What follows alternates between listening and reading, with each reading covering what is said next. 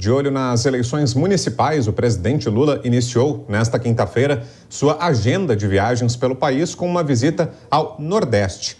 Quem tem todas as informações chega agora ao vivo aqui ao Jornal Jovem Pan, é o repórter André Anelli. Boa noite, André.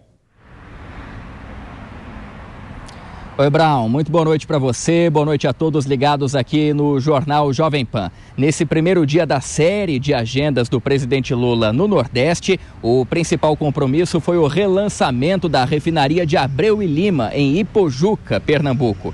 A estrutura, a gente relembra aqui, já teve o nome vinculado a escândalos de corrupção e acabou custando ao país cerca de 100 bilhões de reais, sendo considerada uma das refinarias mais caras do mundo. A construção seria financiada pelo Brasil em parceria com a Venezuela, que acabou não colaborando com investimentos. O presidente Lula aproveitou a presença dele hoje lá no local, então, para tentar justificar esse ocorrido em meados de 2005. Segundo ele, não houve acordo entre a Petrobras e a petrolífera venezuelana, a PDVSA, o que acabou provocando o que ficou conhecido como calote dado pelo país, que na época era governado pelo ditador Hugo Chávez.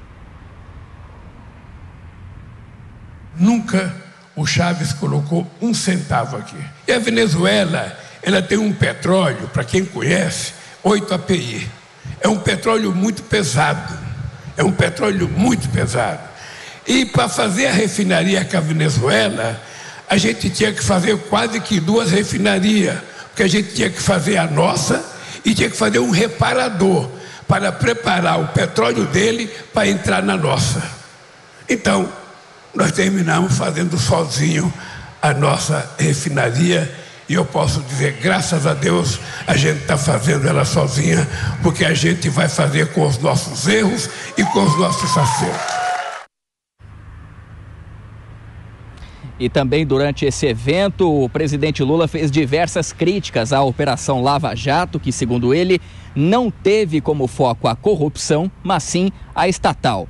Lula disse que o preconceito contra a Petrobras e os funcionários da empresa precisa ser superado e que a construção desse novo conjunto de unidades da refinaria de Abreu e Lima, que o presidente anunciou hoje, deve mostrar a força da empresa, com a expectativa de geração de pelo menos 30 mil empregos.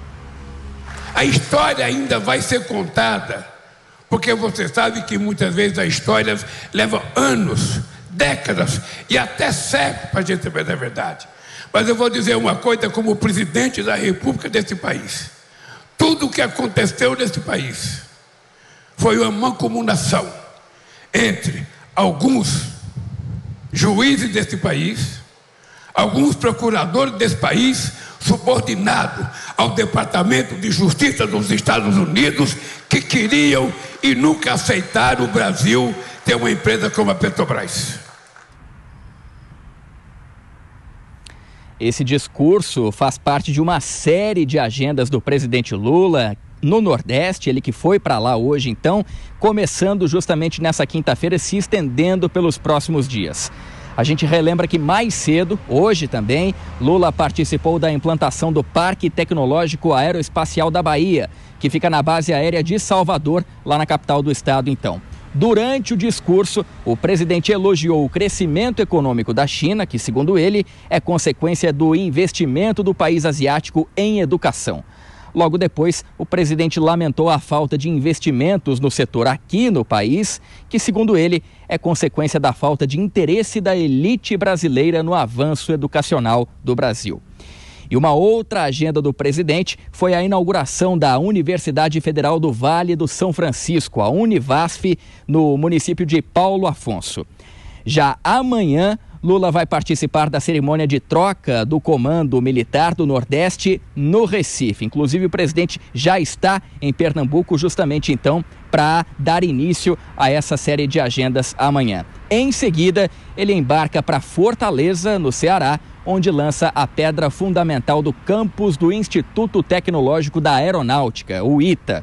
Esses eventos, ligados todos eles às Forças Armadas, fazem parte da estratégia do Planalto de estreitar a relação com os militares. Brown. Ok, André Anelli, direto de Brasília, destacando para a gente falas importantes de hoje do presidente Lula, a agenda do presidente para esses próximos dias. Valeu, André. A gente volta a conversar logo mais. Até já. Agora, Dora Kramer, a fala do presidente Lula hoje nessa solenidade chamou muita atenção, né? Em relação especialmente à Operação Lava Jato. O presidente estava na refinaria de Abreu e Lima, em Pernambuco, que virou um dos símbolos da Lava Jato, entrou no alvo da Força Tarefa e aí disse que houve uma mancomunação, um trabalho conjunto do Departamento de Justiça dos Estados Unidos com juízes e procuradores aqui no Brasil.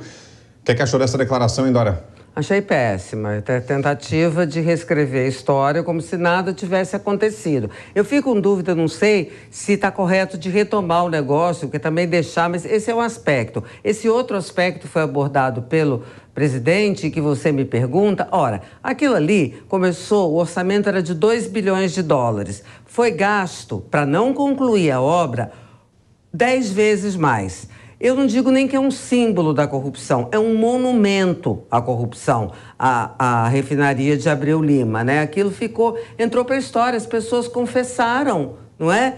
Então, o que fazer delas, não sei. A Venezuela deu calote, a Venezuela ia ser parceira, deu calote, caiu fora, enfim, aquilo ali é um absurdo. E quando o presidente tenta fazer essa reabilitação, que ele também tenta em outros setores e com outras pessoas, é uma coisa muito ruim para ele, porque não tem argumento possível, não tem argumento bom. Todo mundo viu o que aconteceu e não foi no século passado, foi anteontem, né, em termos históricos. Então, achei muito ruim. Acho que o presidente faz essa tentativa, não precisava mesmo, não começou bem. E tem elementos para essa acusação que é grave, né, Vilela, de envolvimento e de conluio de autoridades dos Estados Unidos e do Brasil para uma suposta ofensiva contra autoridades. Tem elementos, tem algo que minimamente embase essa acusação grave que faz o presidente Lula, Vilela? Olha, Brown, existem algumas acusações que podem ser feitas no parlamento, por exemplo, dentro do plenário, uma acusação de um deputado ou determinados comentários que podem ser feitos num programa jornalístico, determinadas análises. Agora, um presidente da República, um presidente do parlamento, um presidente do Supremo Tribunal Federal deve ter uma posição de Estado, uma posição republicana. Esse tipo de fala depõe não apenas contra Lula, mas depõe contra a instituição do Estado brasileiro. É por essas e outras que a gente está vivendo uma certa bagunça. É o executivo falando do legislativo, que fala do judiciário, que fala do executivo. Ninguém se entende e o Estado brasileiro e, acima de tudo, a sociedade brasileira é quem paga a conta com relação a isso.